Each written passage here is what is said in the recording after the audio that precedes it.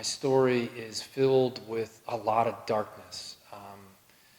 So where I would start here is by saying that you could only know a lot of the things that I know if you've endured the type of pain and discomfort that I've endured. What is that? Well, I've had two pretty significant spine surgeries. I've had an L4, L5 bilateral discectomy, microdiscectomy, and I've had an L5S1 microdiscectomy. The L5S1 procedure involved the removal of a 2¼ inch disc fragment, which was all taken out intact. It was responsible for a condition called drop foot, also synonymous with something referred to as sciatica, which is like a previous disposition to drop foot, where essentially the nerve gets so severely pinched at the spinal level, and the compression of that causes a deadening of the dorsiflexion component, which is the part of your body that lifts your big toe towards your knee. So this would be like if you were walking and hence drop foot, your foot just starts to flop. You're not able to lift it in the walking phase, the flexion phase of bringing the leg forward.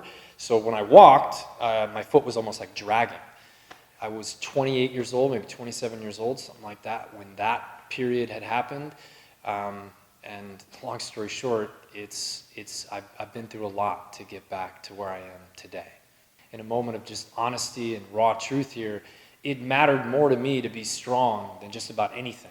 And when that was taken from me, and something that I had, and it was always there, and all of a sudden it wasn't, it ate me alive. I didn't know who I was anymore. It was the closest thing to my identity that I'd ever known. Everywhere I'd ever been, I was strong. I was a guy that walked into a gym, moved weight. People knew me as that. And all of a sudden, that was going away. So despite the discomfort and the pain I was in, I kept pushing through it. I hid it from people. It was bad. And unfortunately, but fortunately, by pushing through that, there's an immense amount of knowledge and expertise that I started to learn spending time in a place where I would do things and I would wind up almost half the time feeling like I had the flu for days at a time from making really bad decisions about what I was doing with my body. The question being, how did I get out of this? How did I get to where I am today? And the irony was that the information I was looking for, I couldn't find it. I spent a lot of time reading. I spent a lot of time on the internet researching, varying types of injuries, different types of training methodologies. I got into the world of being a trainer, being a soft tissue guy. I started to immerse myself in the field because I was suffering from it and I was also interested in it. So I started pursuing it myself, and along that path is where some really magical things started to happen. I started to realize that the human body at its core really is the most complex system that we've ever understood. It is a really complicated machine in which the brain, again, is a supercomputer, and there is a nerve that runs down into anything that you can move, touch, or feel. And frankly, the reason that I was able to get to where I am today was largely the tireless pursuit of trying to understand how the nervous system works.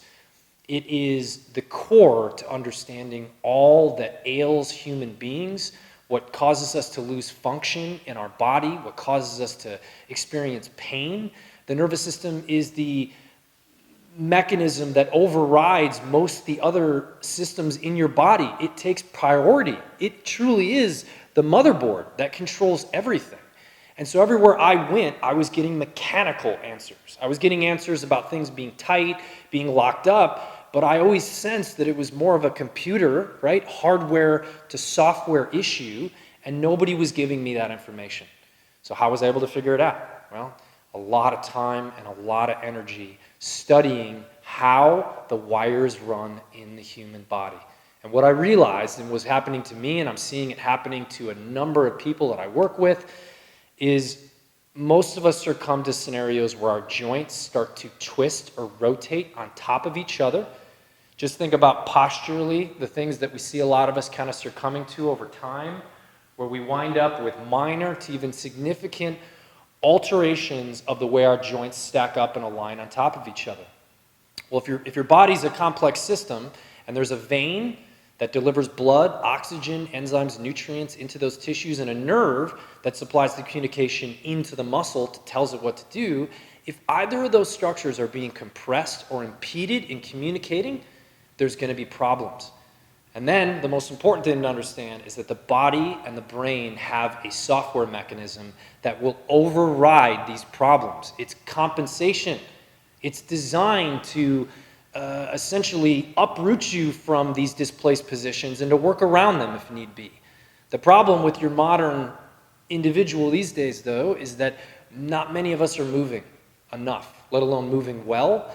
And unfortunately, over a period of time, when we start to succumb to these problems, it really acts very similar to the event of a stroke, where you unlearn it, and unfortunately, if it's gone on for a long enough period of time, the signals oftentimes don't get through so easy anymore. And this could be simply, if you're suffering from, postural issues, and, you get in front of a mirror and you can tell that your body is not stacking on top of itself the way that it's supposed to, then the communication between the brain and the body has to be altered over a period of time to accommodate for that. That's what I learned. That's what started to change everything about what I was doing. I started to realize that when you push through pain, you're overriding the system. You're telling it to work around problems. So when you consciously do that over periods of time, you create permanent problems, or at minimum, much more embedded compensational patterns. That's what I was doing by pushing through pain all those years. So here I am now at 37 years old, a manifestation of a guy who's having to unlearn a lot of years of bad movement, and ultimately now I'm putting new inputs into the brain that are allowing me to do things that I personally never thought were possible.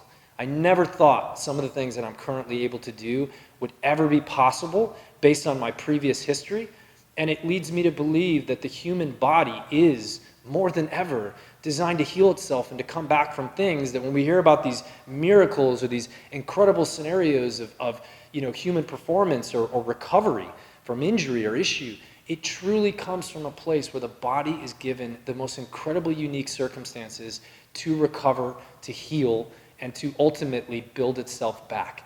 And that is rooted in the nervous system and the communication between the brain and the body. And that's what we're all about.